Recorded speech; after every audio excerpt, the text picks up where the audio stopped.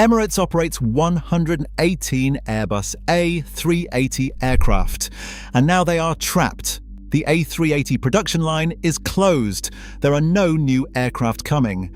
The planes Emirates is flying today are the planes Emirates will be flying in 2035 and in 2040. Every year they age, every year they burn more fuel, every year the cost of keeping them airworthy goes up.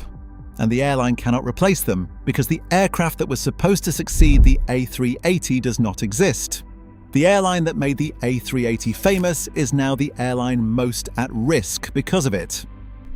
Emirates has the largest A380 fleet on the planet, more than British Airways, more than Singapore Airlines, more than Lufthansa and Qantas combined.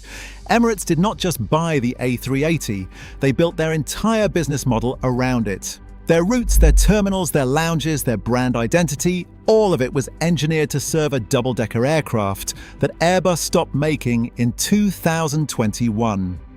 Analysts estimate the total value of Emirates A380 fleet on the balance sheet is between $40 and $50 billion. $50 billion locked into an aircraft nobody else wants to order, an aircraft you cannot sell, an aircraft with no successor, an aircraft you designed your entire empire around.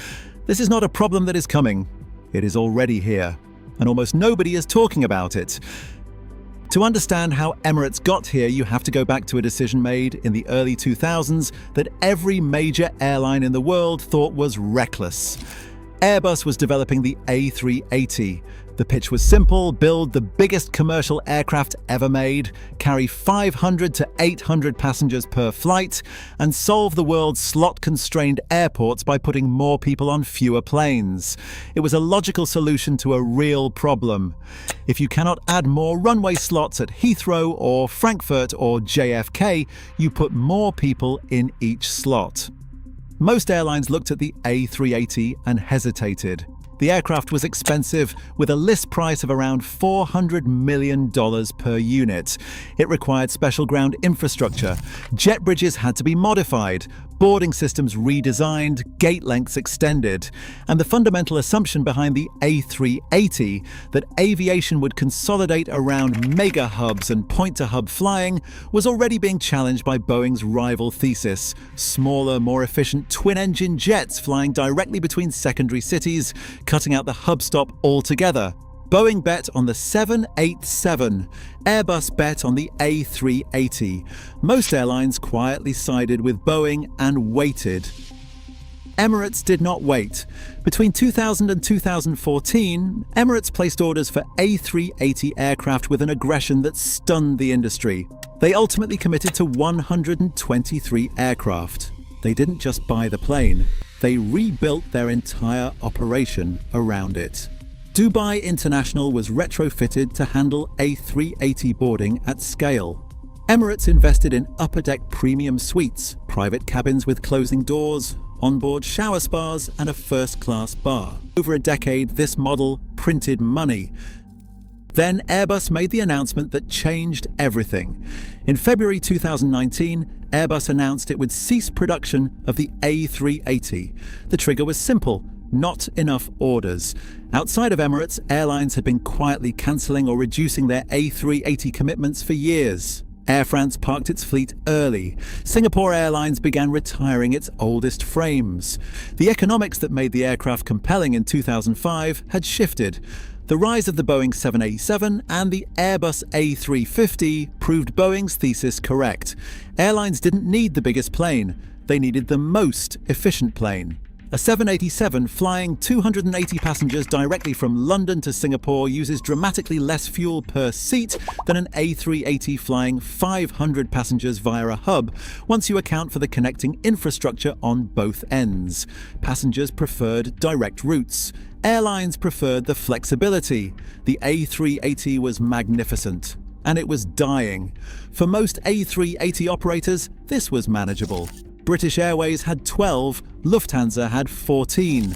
They could retire them gradually, absorb the write-downs, and transition to newer narrow-body and wide-body fleets over a decade. Their exposure was real, but containable. For Emirates, the announcement was an existential problem in slow motion. 118 aircraft, all of their long-haul capacity, all of their premium product, all of their competitive differentiation, built around a platform with no replacement coming, no upgrade path, no successor.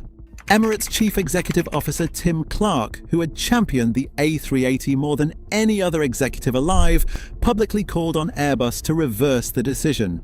He argued the aircraft was being killed prematurely. He said that with the right engines, updated avionics and a neo variant, the A380 could compete for another generation. Airbus said no. The production line closed in 2021. The last A380 ever built was delivered to Emirates. Here is the financial reality. Emirates now faces, and it is more complicated than it first appears.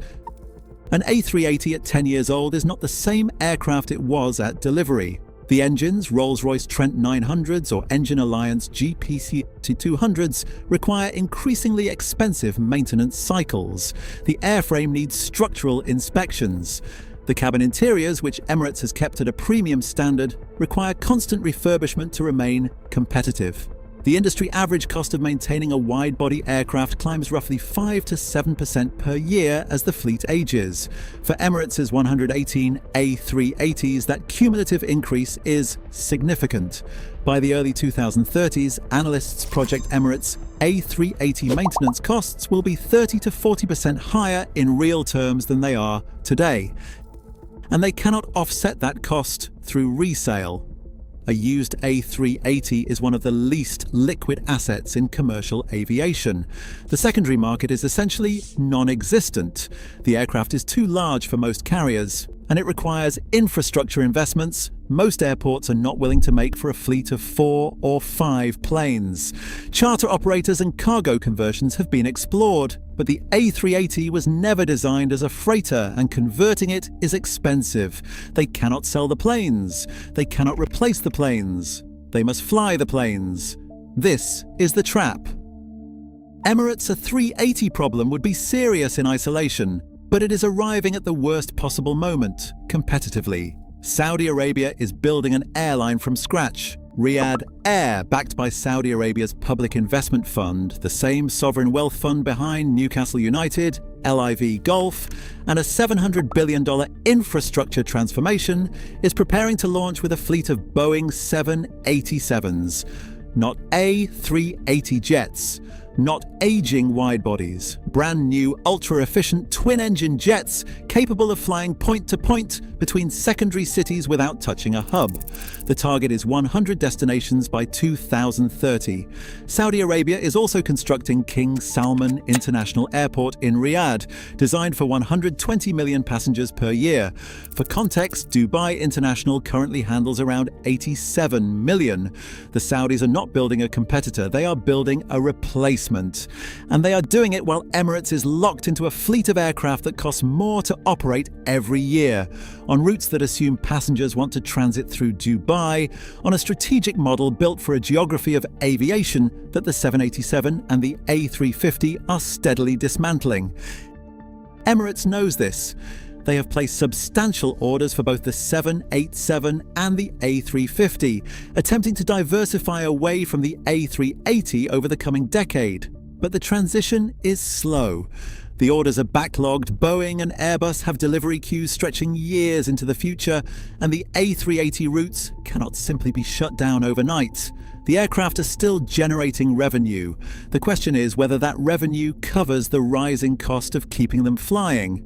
The deeper problem is strategic, not just financial. Emirates built its brand on the A380 experience. The shower spas, the bar, the suite doors, the sheer theatre of boarding the world's largest passenger jet. The hub advantage built on the A380's carrying capacity disappears precisely as the plane becomes harder to justify economically. Emirates is not sitting still. In 2023, Emirates signed one of the largest aircraft orders in aviation history, 95 Airbus A350s and 55 Boeing 787s, a combined order worth approximately $52 billion at list prices. It was an explicit acknowledgement the A380 era has a finish line. The plan, as best as analysts can reconstruct it from public statements and fleet data, works roughly like this. Emirates will operate the A380 fleet intensively through the late 2020s, maximizing revenue on its highest demand routes: London Heathrow, New York, JFK, Los Angeles, Sydney, Singapore. These are the routes where the A380's capacity is genuinely irreplaceable and where the premium product still commands top-of-market yields. The planes will be kept in premium condition, cabins refurbished, service maintained. Emirates will protect the brand of the A380 right up to the moment they retire each frame. Simultaneously, the 787s and A350s will begin arriving from 2024 onwards, initially supplementing capacity on thinner routes where the A380 is economically inefficient, and eventually replacing retired A380 frames as they age out. The fleet transition is projected to run through the mid-2030s, but the window of risk is the next 5 to 8 years. It is a period where Emirates is operating an increasingly expensive legacy fleet, absorbing rising maintenance costs, competing against fresh fleet rivals, managing a massive delivery queue while trying to redeploy capacity intelligently, and doing all of it while Dubai fights to remain the world's aviation crossroads against Riyadh, Doha, and Istanbul. It is the most complex fleet management challenge any airline has ever attempted. Here is the number that matters. Every year, Emirates keeps flying its A380 fleet. The economics get harder to justify. Start with fuel. The A380 is powered by 4 engines. The Boeing 787 and Airbus A350, the aircraft replacing it, are powered by 2. That difference is not marginal. A 4-engine widebody burns roughly 20 to 25% more fuel per seat than a comparable twin-engine aircraft on the same route. At the fuel prices Emirates faced in 2023 and 2024, among the highest in the post-pandemic era, that gap translates directly into hundreds of millions of dollars in additional annual operating costs.